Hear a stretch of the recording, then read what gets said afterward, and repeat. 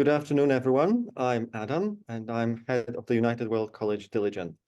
Thank you very much for joining us for this special session with the Star for Life Foundation. Founded by the Swedish entrepreneur, business leader, and philanthropist Dan Olofsson and his wife Christine, Star for Life supports children and young people through their school years in South Africa, where the organization started its work, as well as Namibia, Tanzania, Sweden, Ukraine, and Jerusalem. It now operates in almost 170 schools. We are delighted to have representatives of the Star for Life today with us. Sam Olofsson, Deputy Secretary General of Star for Life, representing the family, and the Executive Director of Star for Life in South Africa, Precious Dlamini. What is remarkable in relation to United World College is that Mr. and Mrs. Olofsson established a Star for Life Scholars Program in UWC Dilijan, enabling young people an opportunity to attend UWC Dilijan. The school, which you will learn today, is an international school, which is part of the network of 18 United World Colleges around the world, with the mission to make education a force to unite people, nations, and cultures for peace and a sustainable future. This is in line with the ethos of the Star for Life Foundation, and we are very honored to be associated with the foundation for so many years. We have had excellent students from South Africa at our school, and Star for Life would like to extend the program, hence this session today. And I would also like to thank very much Precious for the support in organizing this session and for joining us today. I would like to use this opportunity to profoundly thank the Olofsson family and the Star for Life Foundation once again. Now, I would like to give the floor to Sam Olofsson. Sam, over to you. I'm very happy to be a part of this. I don't know if you are aware of it, Precious, but to be an IB teacher, that's my professional background. I worked with that for almost 20 years. So I know this education very well, and it's a top quality education. And then there's a system that is called United World College School. I don't know how many there are, but I guess that there are some 10, 15 schools like that, where they gather learners from all over the world, and they stay together and study for 2 years. And the school in Namibia is such United World College School. So the learners who will be there will get friends for the rest of their lives from all over the world. And it's a top education. So for Star for Life, we have had 4 learners from South Africa so far in this school. All of them has got full scholarship to United States of America after the 2 years in Armenia.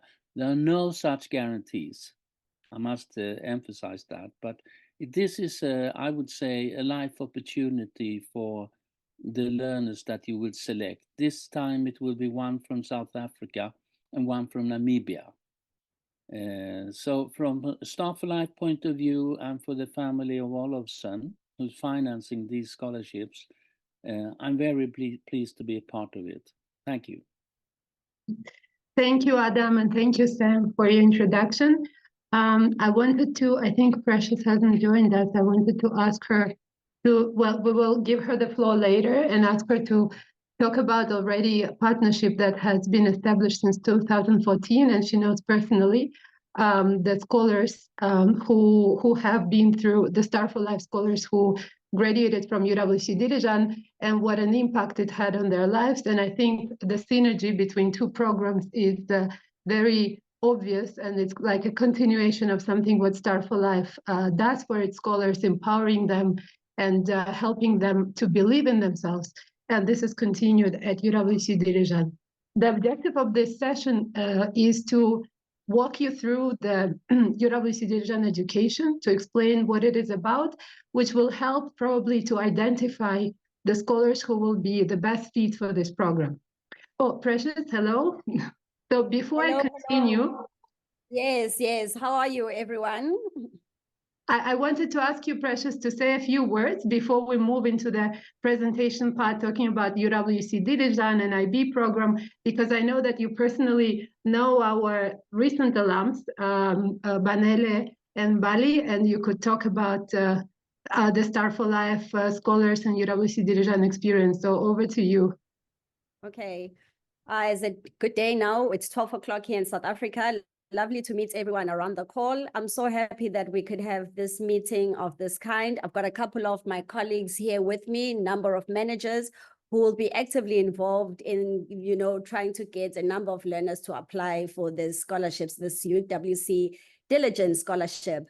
I, for one, am one person that believes in this particular journey that a lot of young people will get to embark on. Just the application alone and knowing that they could go and study abroad is an opportunity that really emphasizes what we always speak about at Star for Life when we say dreams can be fulfilled. It's no longer just a saying, but it's being cemented by the actions and the partnership that we are able to forge. Partnering with UWC through, of course, Mr. Dan Olofsson and Christine, his wife, in making sure that we are able to equip young people with a chance of getting the best education there was means a lot. I've seen firsthand how it's changed the life of Mbali and Banele, young learners that were in Hluhluwe, Umkhanyakude area, quite a rural community. And having this opportunity to study in UWC and where they are now studying in the United States at tertiary institutions, I believe now they're in their second year. It really does change the trajectory of the lives of many young people. So I'm a believer and an advocate of what we are doing here today. And I'm excited that, my managers and I have coaches also in the same room will be taken through this process of how do we go about doing this, the administrative parts of things. But I really, really am excited that yet again, through the initiatives of Dan and Christine and Mr. Sam Olofsson, we have a possibility now to bring or offer one learner in South Africa and one learner in Namibia a chance to study at UWC. Just thank you very much. So now we're going to move to the part where I will, together with Nozipo and Onti, who are our second year students, who are also Star for Life scholars, and they will be graduating in a few months. Nozipo, Onti, could you switch on your camera? Because we will be talking together with you about what is UWC Dilijan, and to help thank you. Hi. They're very busy, by the way, and we are so grateful to them as well for always finding time, and they know how important it is. So they are now in their last term before graduating and before becoming not just Star for Life alums, but also UWC Dilijan alums, and joining the other four Star for Life alumni that we already have, who, by the way, today with Arpen, we were talking about what are they studying, because sometimes it's hard to remember straight away. So it's interesting. Many of them chose neuroscience and public health as their university major. And I think this is also an idea of empowering our young people, not just with knowledge, but also giving them an idea of kind of responsibility to give back to their country as well. And many of them, of our UWC Dilijan graduates overall, they always find a career that could connect them with their community and could help them to make a change, whichever path they take. So I will talk about UWC Dilijan educational model, which we hope that will help you to identify the scholars at Star for Life schools that are that could thrive here and who could actually benefit from the scholarship opportunity. And we will talk about the application process and the selection process and a few other steps that we have prepared to help these applicants to prepare for the process. And I think, talking as well with Precious yesterday, I think that even the selection process itself is a great experience for some of the alums, because even if they apply and do not pass, still checking themselves, filling out the application, talking about their life, their educational experience is also a very good experience, a very good learning opportunity, and can become handy later when they will be applying to the university. So UWC Dilijan is turning 10 years old this fall. This fall in 2024, it will be 10 years old, and it's been a remarkable 10-year journey. UWC Dilijan is a part of United World College movement, which was established in 1962, and the idea behind, which was, I think, already mentioned by Adam and Sam, is to bring together young people from different parts of the world, and more importantly, from very different life experiences and life paths, regardless of their background or regardless of their socioeconomic strata, and based on UWC selection criteria to bring them together, united with the common values and UWC values, to make the world a better place. And it's worth noting that one of the presidents of United World College movement was Nelson Mandela, who said that education is the most powerful weapon to change the world. And this is something that UWC movement has been trying to do since 1962. And for that, we need certain type of young people. The educational model that we offer at school is a very well-known, it's a very prestigious, but also a very rigorous academic program called International Baccalaureate Diploma Program. And Sam mentioned that he used to teach IB as a teacher. And what is, well, there are two things that I want to mention about the IB program. One thing is that it was developed with support of United World Colleges when it was established in 1960s. So United World College took part in establishing this program, and also now it's playing a big role in developing it further. And there have been several subjects that have been developed by our schools as well. And the other thing that is important is that this program empowers young people to develop critical thinking. They become more independent as learners.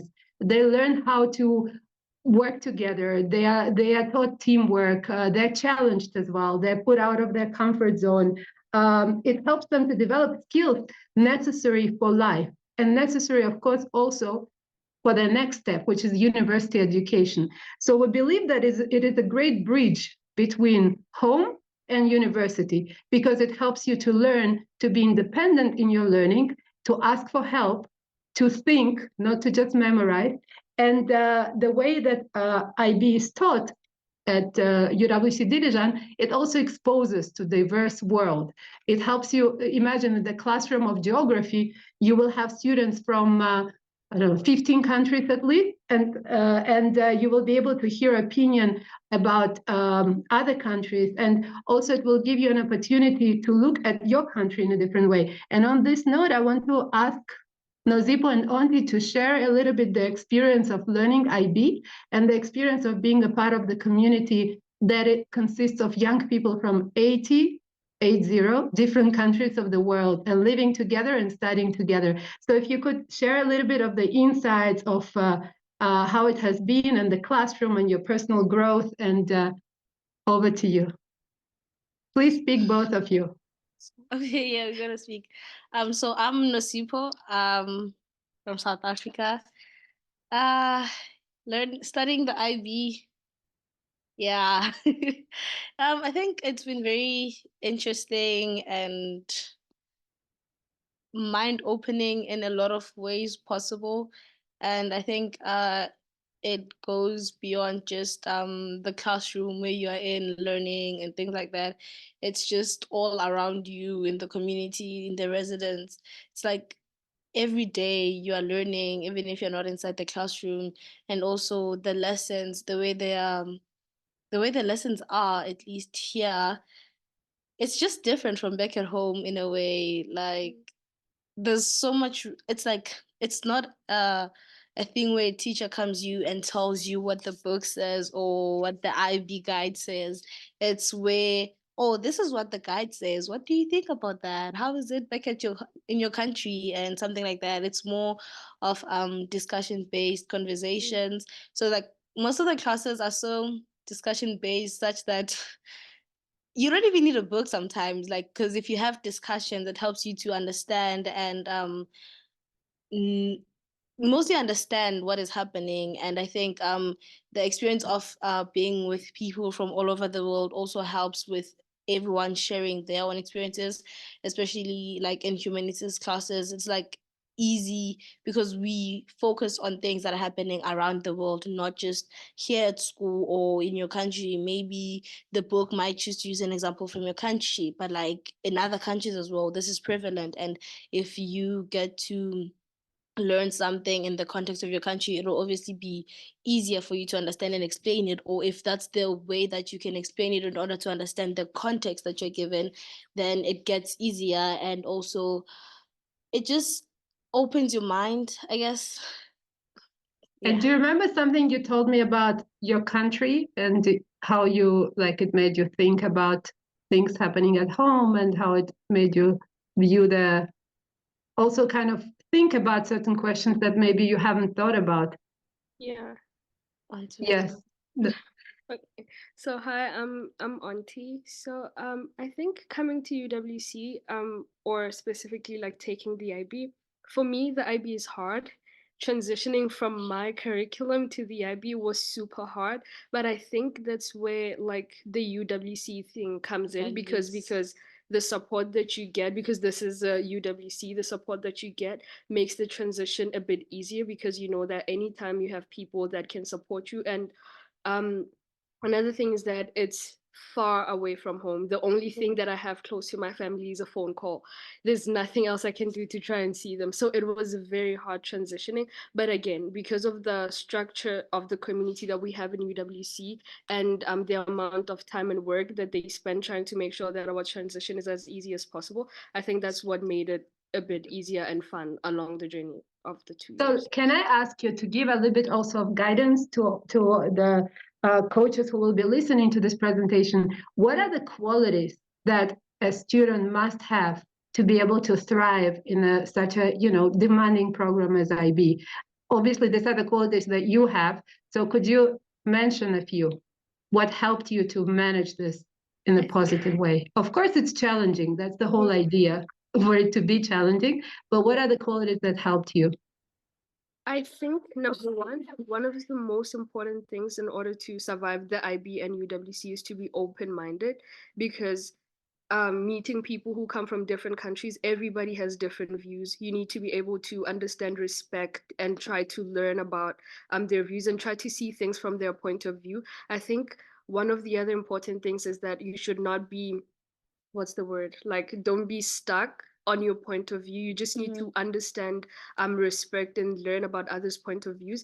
And with the IB itself, the curriculum, because it's hard, I think just be resilient and know what you want. You need to have goals because you need to have goals. And I think that's what keeps you going because no matter how hard it is, but when you look at your vision board and you're like, this is what I want. I know that That's at the the end end of goal. the 2 years, that's the end goal. I know that I'm gonna achieve this. And I know that the IB is hard, but being in a UWC makes it easier because of the support system that we have.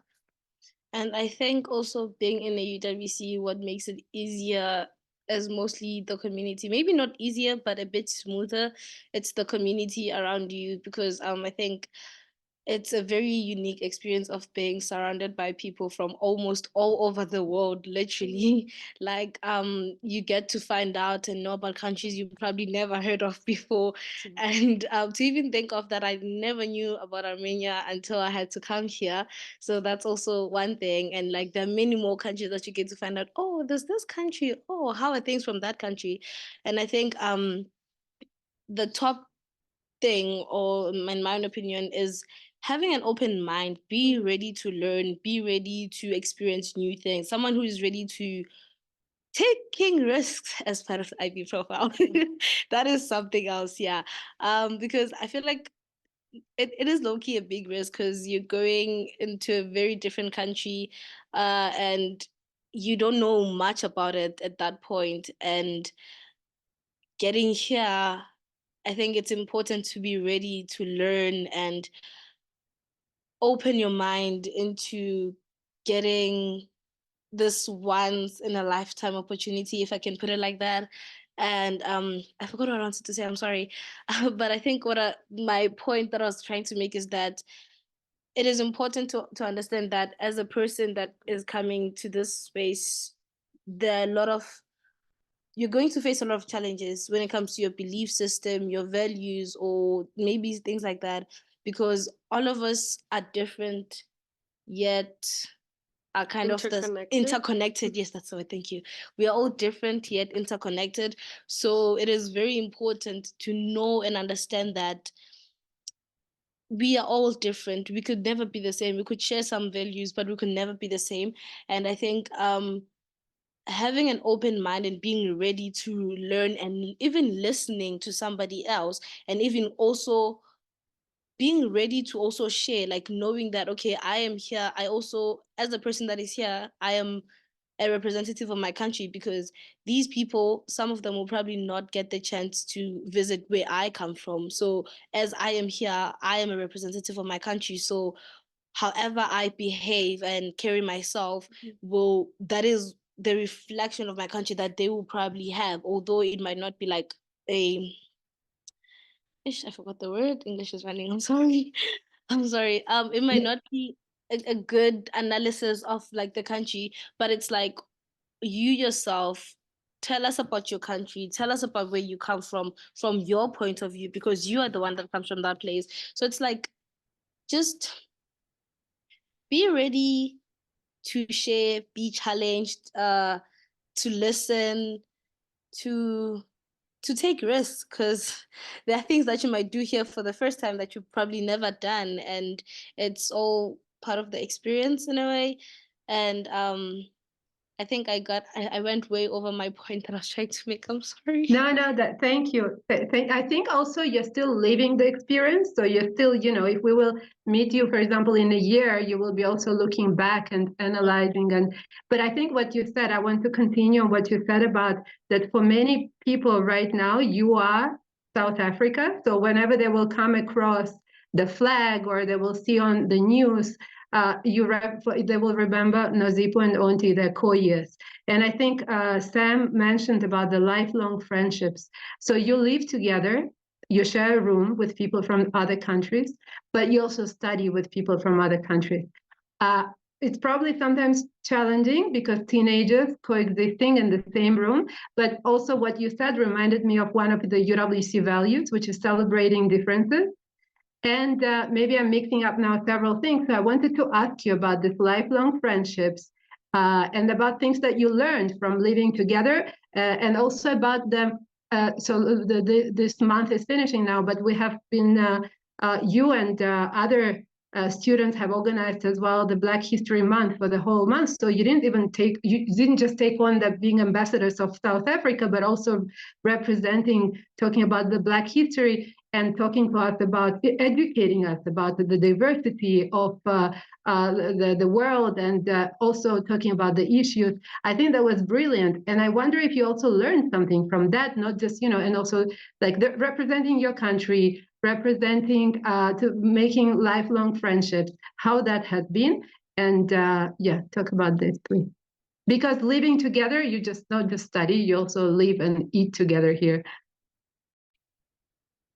I think with the Black History Month thing, I think it also in a way correlates with one of the values that you need to have as a UWC student, because you need to be willing to be a change maker. Because we have these sessions that may seem small at the moment, like we talk about global issues. For example, Black History Month, we're talking about the history of Black people, of African American people, and the other Black individuals. and the problems that we still face to this day and how we can help solve them. Although it might seem small on the scale that we're doing it at, like in a UWC, but because we are in the process of becoming change makers, you know that when you get to your own country, you're still going to educate people about it because you took it from school. And I think it really helps make a difference, although the difference is small. But when you look at it in another perspective, you can see that the little things that we do here count in a much bigger way in like the bigger world. I think these things prepare us basically for the outside world in a sense, because for example with the Global Issues Forum, which is sessions that we have regularly every Tuesday, so we talk about global issues basically. So we're discussing what is happening in the world, how can we, if we were in a position to help, what can we do to help? And it's like, it's not just issues, like big issues that people regularly talk about. You even get to find out about issues that they're not like broadcasted like that on the news, like you hardly hear or hear about them or even read about them like that unless you go specifically searching for those things. So for example, the issue of water, in like water scarcity, the issues of climate change and things like that. Yes, currently there are a lot of climate change activities because climate change is becoming it's becoming perpetuated. That's the A word. big thing. A big thing, sorry.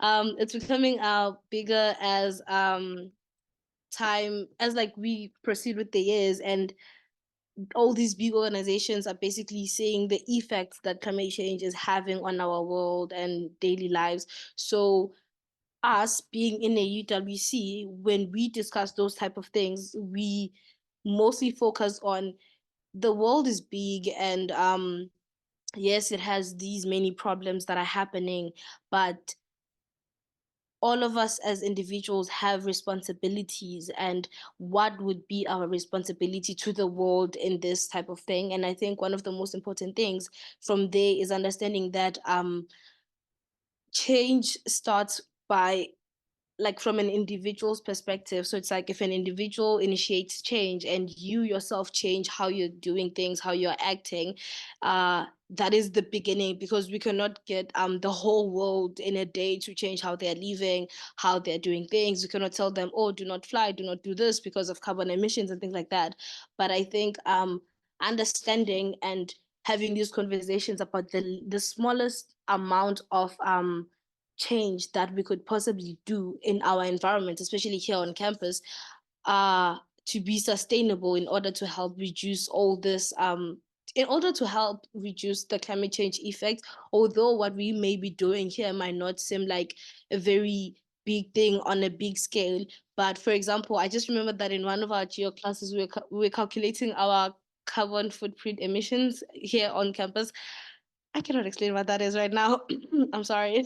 But like, we're calculating basically that as a school, with all the sustainability that we are doing and trying to reduce on the waste, doing composting, is it composting? Composting, little things, little actions that we do as a school, for how much are we actually compensating on the effects of climate change. Or I think what we're looking at is the flight of a person. Yeah, because I think the total actions that we're doing, yes, we're a lot of people, but at the end of the day, they are equal to, I think, about A lot.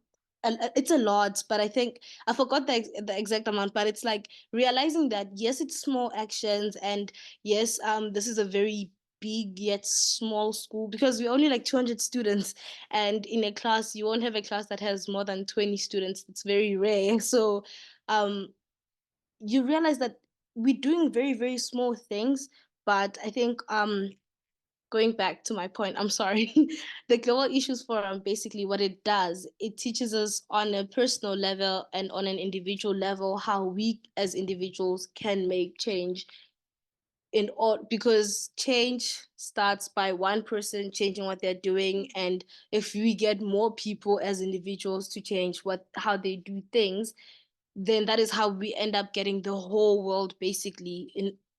Repeat the question. So my question was as well to Nozipo and Onti about the UWC Dilijan experience, and why is it worth it for you? Like, in maybe if you can say in a minute speech, why was it worth it for you to leave your home, to come so far away from your family, and put yourself into this enriching and transformational education, but still 2 years of studying, one of the most challenging curriculum that is out there. And so what are the things, what are the opportunities that this education, this experience is giving you for life? Firstly, coming to this school, I was 16 years old, so I was fairly young, but it has made me grow on a bigger scale, because I remember when I went back home for summer, I was a whole new different person. And it's so fun, it's so fun and scary at the same time, how such like little time, because this is just 2 years, it can help you grow on a larger scale. So one of the things that I'm grateful for is the personal growth that I've seen in myself and all the other and I'm grateful to the people that have influenced it in this school, because yeah, I think that's one of the most important things. And you become a lot more open-minded in terms of global issues, like Nosipo mentioned. So you care a lot more about global issues, and you care a lot more about giving back to the community that you come from. And I think you mentioned it in the opening, that's why most of the UWC students, their careers are based on things that based on giving back to the Service. community, and UWC opens a lot of opportunities, right now we were in the process of applying to universities, and I don't know, just I couldn't have imagined seeing myself in this position, applying to a university in the United States, being from South Africa, but here I am today, and it's all thanks to UWC. I think similar to what Auntie said, there is a lot that you get to learn and understand about other people, and I don't know how to phrase it correctly, but like you just get to learn a lot about people, and you might not realize how much you've grown until you actually go back home. I feel like that's the key point, because as you are here, yes, you are living in this environment, you are evolving, you are changing, and you might not notice these changes until you go back home. Because the same thing happened to me, going back home for summer in 2023. It was, I felt like I was not, I don't want to say I felt like I was in the wrong place. I felt like something was different. And after a while, I realized that I am the one who's different, because I have a friend who, even after I came here, I was still talking to her every time. It's like you realize that you are different, the way you see things, the way you view things. And for example, there was a conversation we were having at some point about specific people, and my view on that, because I have lived with those people, was very different. And she was just shocked, like, what do you mean? I'm like, that is not how things happen. I think you get to, for example, there's just a lot of biases on a lot of things, and I think until you actually learn to live with the people, which is one of the missions of UWC, using education as a force to unite people. I have experienced that myself, because going back home and sharing my opinion on those people from, I was living in South Africa, and now after leaving here and going back, and I'm like, oh, actually that is different. It's just like people are just shocked in a way, because I think it's just that because I have got the chance to leave out of South Africa and experience living with other people and different individuals, and my mindset mostly has changed when it comes to a lot of other things. Thank you very much. And I think I want to just add on to what you said, that wealth, it's not an obligation for our students to apply to the universities in the United States. I know that in their home countries, there are great universities as well, but I think it's a sign of that they have an opportunity to apply to the university of their choice. And we have great scholarship programs for them in the United States specifically. And having those opportunities and having a possibility to choose, I think that is something that we value and that we celebrate, that we are able to provide for our scholars opportunities to continue their education in the places of their choice. And this is the empowerment of young people. So there is a question that Nazip Onti, I will need your help to answer the question. I will read it. Thank you for asking the question, and please feel free to ask more questions. So the question is, how is it possible for the students who never been in a rural environment understand the lifestyle of living in the rural area? How do you paint the picture of living in the rural area? Yes, so Nazip Onti, maybe you could, I mean, I'm also from a city, but maybe you could give your opinion about this difference. Like what is it like to move from a city environment to be like, we're in a quite isolated location, right? Like we have a small town next to us, there are cafes and pizzerias and everything is available, but the largest town, which would be Yerevan, the capital of Armenia, is 1 hour and 20 minutes drive away. Well, I appreciate the coziness of our space. So what do you think is your, like, what would be your answer to this question about the how it would be for students who have never lived in a rural area to end up in UWC Dilijan? I am not from a rural area, but I have family that lives in rural areas.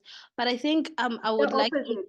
No, Deepo, it's the opposite. They are from a city environment and they would end up in a rural area here. They're from a city and they're coming to UWC Dilijan, which is like isolated. Oh, okay, okay. How do you paint the picture? It's peaceful. Yeah. It's peaceful. I think I think one of the most important things, I think I know why UWCs normally put their the schools in Emphasis, isolated yeah. locations, because it's a form to unite us. I believe if we were in Yerevan, for example, which is a Oof. much urban city, it wouldn't be a UWC. It would be a normal boarding school where you would I don't know. I feel like the isolated location brings us closer together because we are all we have, especially in Dilijan, because when you go out, most of the people don't speak English. So we are all we have. One way or the other, we have to rely on us, and that brings us closer together. We celebrate our differences easier when we know that all we have is us. Because I remember when we first came here in the first week, we would go out as firsties alone, and we realize I'm with people from different countries. This is all I have because I'm going out. Nobody knows English, so I don't know. I feel like it's a very the picture is, it won't be that hard because the people that you're with are also coming from mostly urban areas, coming to, it's not rural, it's just isolated, and I think it's peaceful in a way, because having the IB and being in an urban city would not mix. So I personally, I agree. just think it's very peaceful and it creates a homely space. I don't know how this is going to come out, but I think in one way or the other, there's just so much noise in the outside world and like everyday life in the cities. They're always busy, it's always up and down, and it's hard to have like, not that it's hard, but it's like it's usually like you're always surrounded by noise, you're always surrounded by uh you're always surrounded by, there's always something happening. Not that there's nothing happening here in Dilijan. Yes, Dilijan is very isolated, but it's very peaceful and small, and it's easy to figure your way out around like everywhere, and you can actually walk to most places.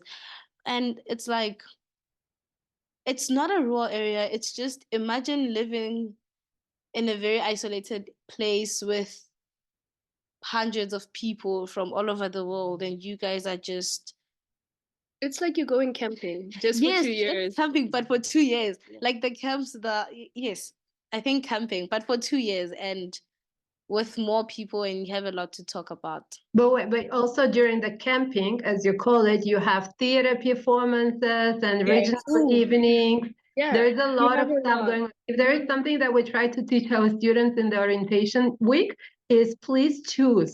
Don't go to everything. It's impossible to join every class and to go to. So the life is, I think I agree with what you're saying. The life is so intense within our 7 hectares of perimeter of our school that it's actually, we're lucky, what your auntie said, that we're away from Yerevan, because that would be really too much for system. And that also brings us together because we're a world on our own, and we really, and it gives us, I think, I will add from myself, it gives us opportunities to feel impact, because we have a lot of service projects that are connected with our town that we're part of.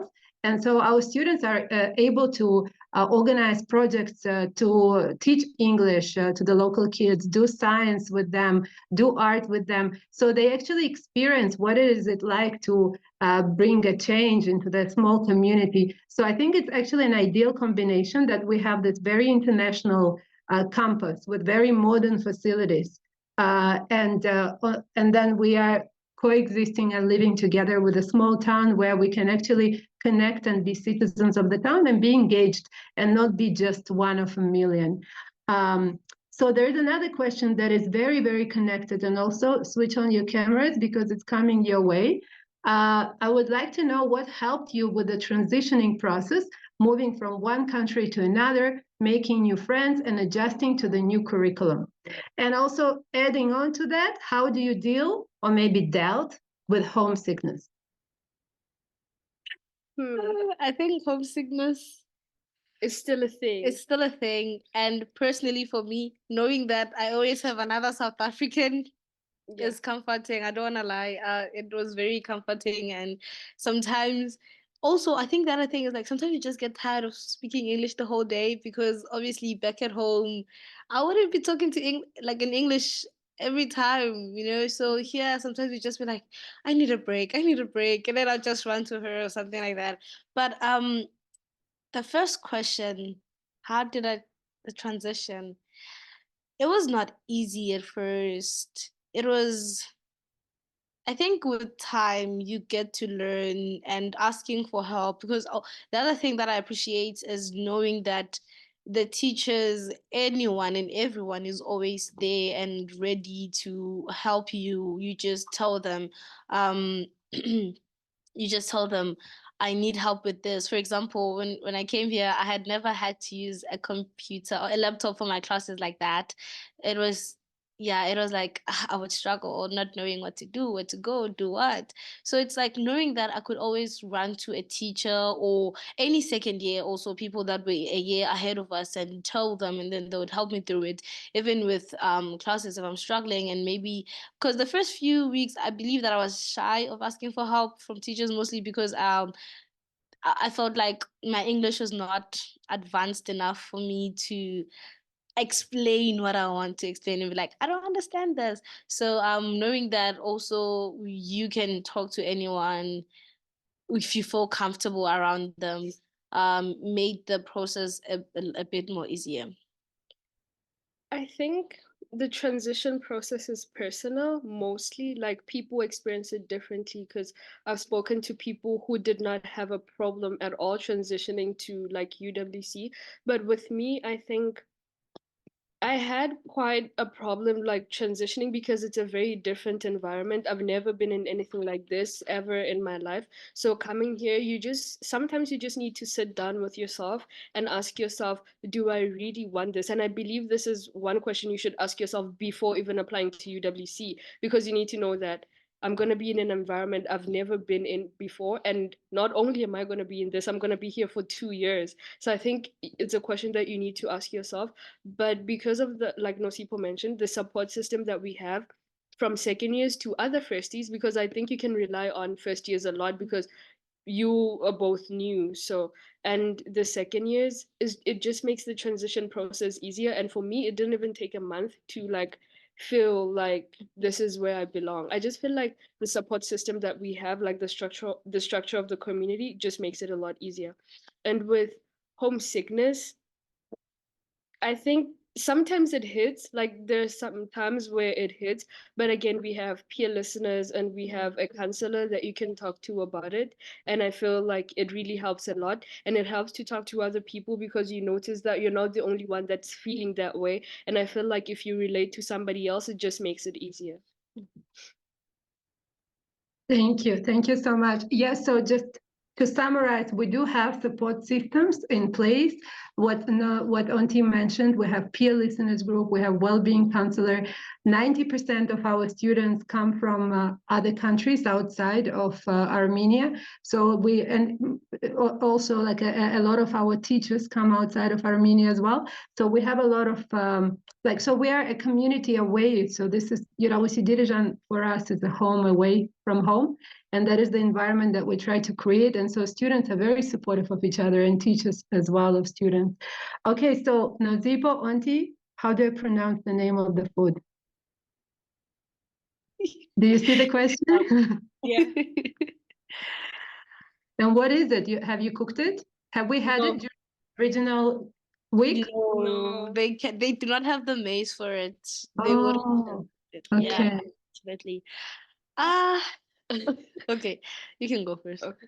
I think with the food, I knew that I'm going to a place where I'm not gonna eat the food that I'm used to a lot.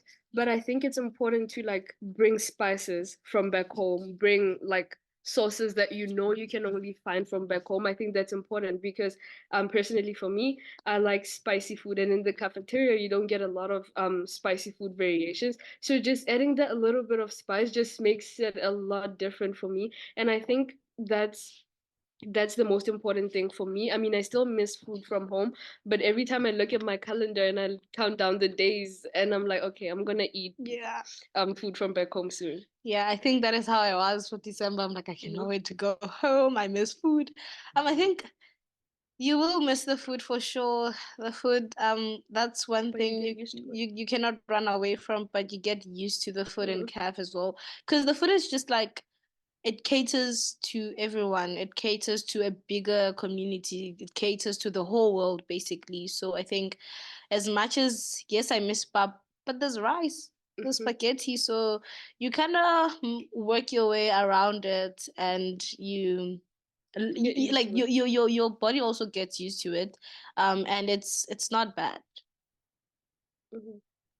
Thank you. That's yeah. I know that you're so right in saying that we can't cater to 80 different nationalities. So it's about nutrition, about our cafeteria. So there is a nutritionally rich food and healthy food. And talking about spice, we've had in previous years a competition, spice competition between students, and students from India would win it. I don't know if you've had it. No. You haven't had it? Okay. No. But so the spice level is very different for different countries, which is also was something that I learned here. Okay. So there is a question that I would need again your contribution. Is there any relationship between the South Africa curriculum and the IB? If you mean the National Senior Certificate, it's different.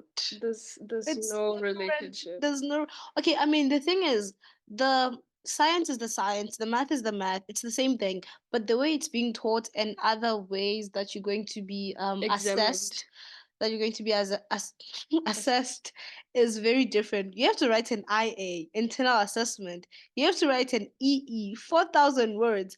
If you take theater like myself, about three of your coursework materials, about 4,000 words each as well. So it's very, very different in my own opinion. And I think with the IB, it focuses more on like building you like personally because it's more like independent work. And back at home, it'll mostly be just copy down what the teacher's writing on the board, And just do remember- your homework. But with the IB, you need to understand the depth of the coursework that you're doing because when you're being assessed, you're not being assessed on what you were learning in class, but you're being assessed on your understanding of the concepts. what the concepts are. And to add on to what Nosipo said, having to do an internal assessment on your own, you can only go to a teacher for support, and having to write an extended essay. I think that's one of the things that the IB does to sharpen your mind and help you think like very like critical thinking. And I think that prepares you for university because I mean you're gonna be working independently. So I think it is important for us to narrow down these abbreviations. So the extended essay is one of the IB's requirements, which is a 4,000 word essay. You can choose to do it in any subject where you explore any topic of interest, whether it's a topic you already did in the classroom, like in the coursework, you already like started studying it. If you want to do research on it based on something else, you get to learn to develop researching skills, which is something I don't think I would have something that I never had to do like that. I never had to do research as much as I had to do research for my extended essay. With the IAs as well, it's something similar. You get to analyze. So it's like you choose something. For the IAs, you have IAs for all your subjects, except for the languages where you have orals. So with the subject, you choose a topic in the subject as well. Like, okay, I was interested in this topic. I would like to explore it more. I wanna find out on my you technically have to find out on your own how maybe in science what was your I in chem sorry maybe the relationship between the boiling water and the is it altitude, like you have to experiment that on your own and doing research and using what has been taught in class to apply it, and you have to write about it, how you did it, and also evaluate it. So it's teaching you by yourself to do research, to apply things outside of having a teacher telling you how to write, sitting you down, this is how you do this. You just have to do it on your own. Similar with the extended essay, which is a bit more broader.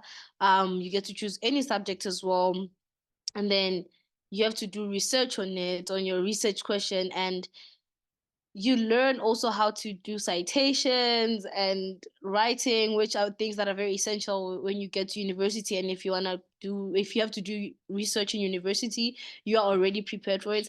And I think personally with the South African curriculum, that is something that was not ever in depth like that. I never had to do research and do citations the way I did here. Okay, so there is we're going to take one last question, and then I will talk a little bit about the selection criteria and selection process. So can you see it? Our main purpose at Star for Life is to take care of psychosocial well-being of the learners. What psychosocial support structures are in place to assist learners when struggling emotionally and mentally? Yes, I think I can also say, so our students are part of a community where caring is very important because they're all away from home. We're a residential school. So the support systems that exist they're all part of a house, which is called Tun, and in Tun, that means family, and they see that house parent daily, and that is the person, an adult whom they can go to ask for help, to ask for support. And then apart from the house parent, they see on a weekly basis, at least, their mentor, who is somebody who supports them in their academic journey, and is somebody who asks regularly, how are they doing? And then there is a well-being counselor who is somebody very experienced in UWC education and what kind of journey the students go through. So they have the well-being counselor support. They can register, or they can be actually even asked by a teacher or by their house parent or by their mentor to talk to the well-being counselor, with whom they can talk through their like if they're going through academic stress or they're struggling emotionally. Then there's a group of students called peer listeners who go through a training organized by the well-being counselor. And the peer listeners are second-year students who've been trained and selected by the well-being counselor, with whom they can also talk through the things that they're experiencing. So these are the kind of formal support systems.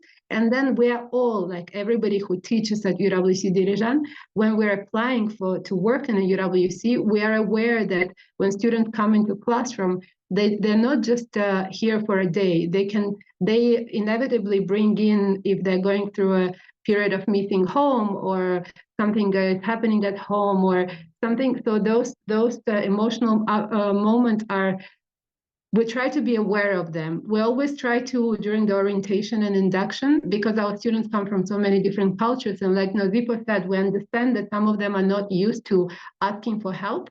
So we try to make them aware that this is a safe place, that asking for help or feeling vulnerable is normal, that we're here to help, that it would be strange not to go through challenges. It would be strange not to meet like something and not to go through this up and down. So well-being, and also we have a psychologist who visits the school, with whom students can ask for, and even like when we review for us, like the psychological and well-being support for the students is very important, especially in these days when there is more awareness about the mental well-being and the importance of it and how it impacts our life. We also have life skill sessions with the students go through them, and they learn about the importance of sleep and how that impacts the well-being. They learn about the importance of taking care of themselves and not stretching themselves thin. And also there are some things that our house parents and mentors talk, and even at the interview level, this is something that we try to understand, the ability to be assertive, like we have conversations about this as well. So we're quite focused on, there is always something more to be done, but it is an important topic for us. I don't know, Nozipo, if you want to add something. And I think our teachers are very approachable to have conversations about this as well. I think with the support structure, it is also very, like, we have the peer listeners, like each and every corridor has a peer listener. So when we leave, like every tune has maybe about 2 or 3 peer listeners.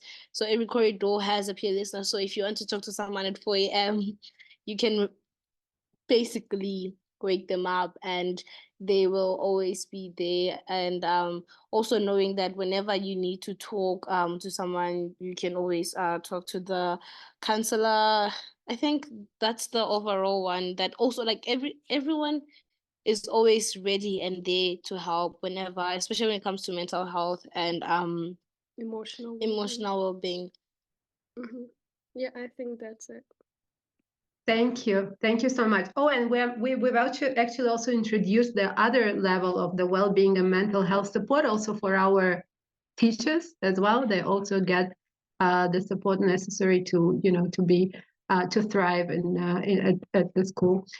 So one last thing, thank you so much, Nozipo and Onti, for joining. We're out of time, and we will also send a follow-up email explaining the application process. But I think that the main focus of the session, maybe it was important to inspire you to find the deserving candidates for this scholarship Star for Life at UWC Dilijan, and also to inform you what type of students would thrive here. I think meeting Nozipo and Onti already can give you a good idea of like the personality traits and like the importance of resilience. And I think they very sincerely spoke about the challenges, but it's important to see like they're still here. That means that they're resilient and motivated, and they know what they spoke about, the why they're here, and that is very important. So there are the application, the UWC is a selection-based school, which means that we run selection for the students to be part of the school. And there are 6 specific criteria that we focus our selection on.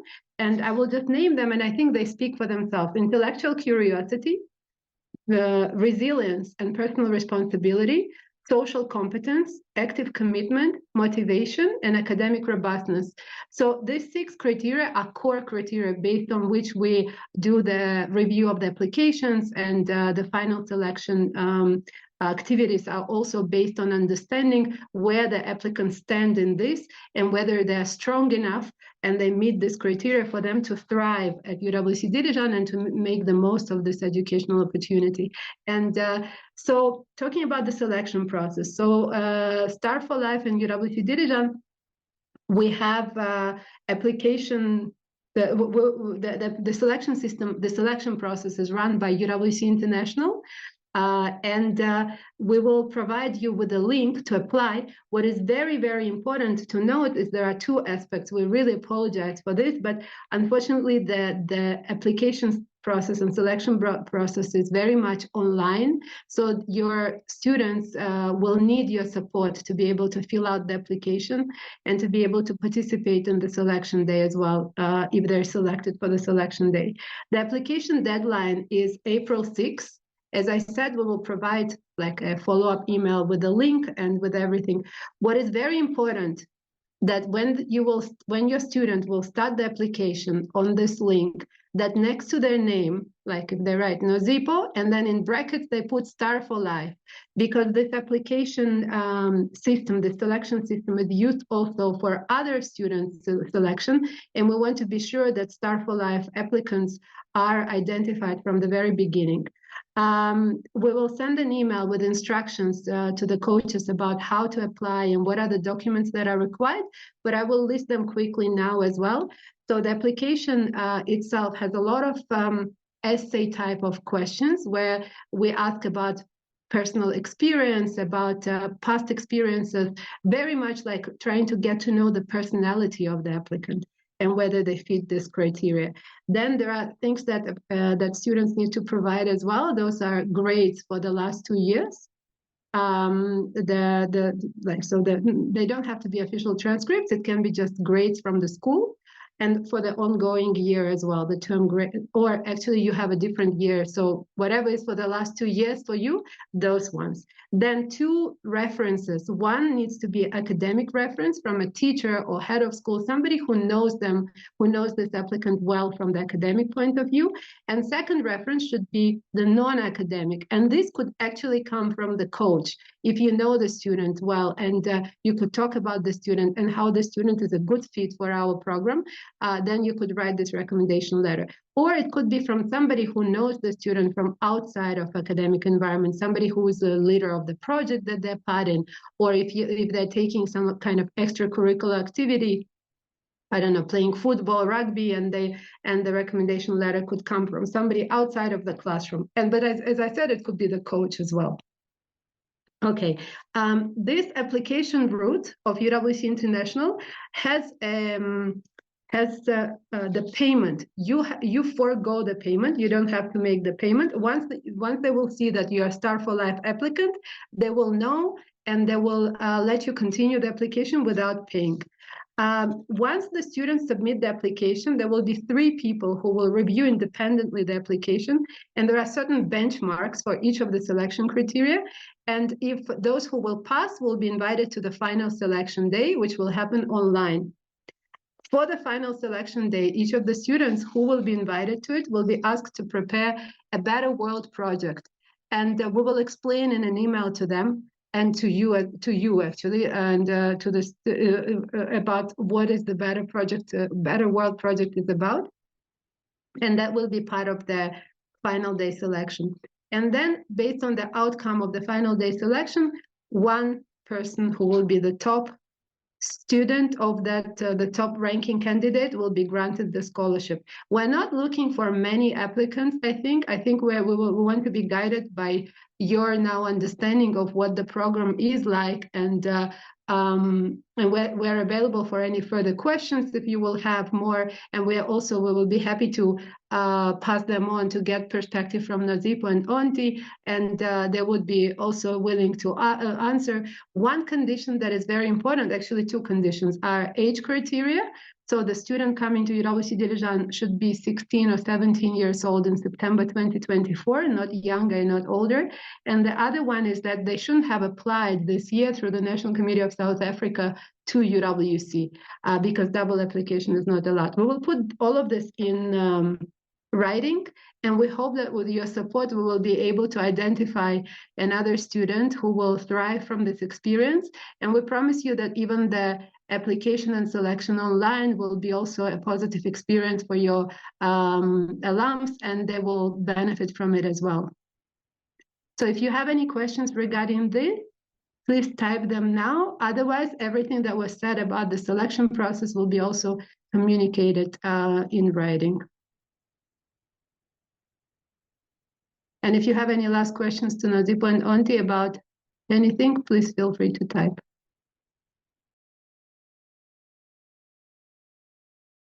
Oh, so there is a question about how many applications are you expecting from Star for Life?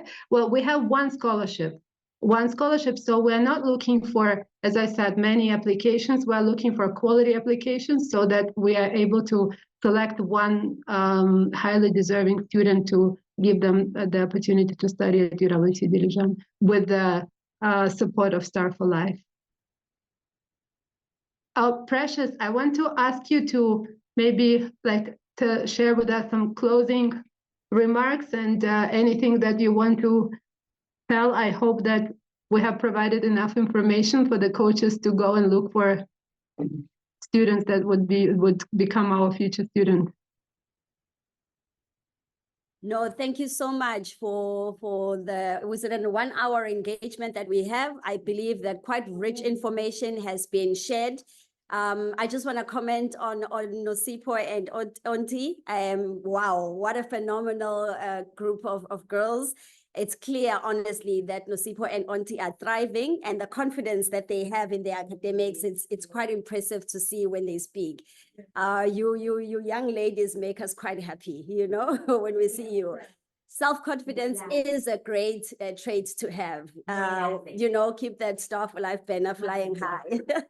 There's even colleagues here, Bantakazela. Omwelase. Yes, so continue honestly, girls, you know, excelling in your educational path. in and outside the classroom, because it seems like the IB program is about that, learning inside and outside the classroom. Increase your desire to learn. What we see from you and the energy we get from both of you, that's the energy we're going to take out to the schools when we are engaging the school management teams, the parents, the possible candidates, that, wow, this is one in a lifetime opportunity to have. So, but thank you so much, for this session. It really meant a lot. And to have you as beneficiaries of such a program speak so well and so eloquently, what an amazing, amazing time we spent with you both. Thank you. Yeah. Thank you. Thank so much. you.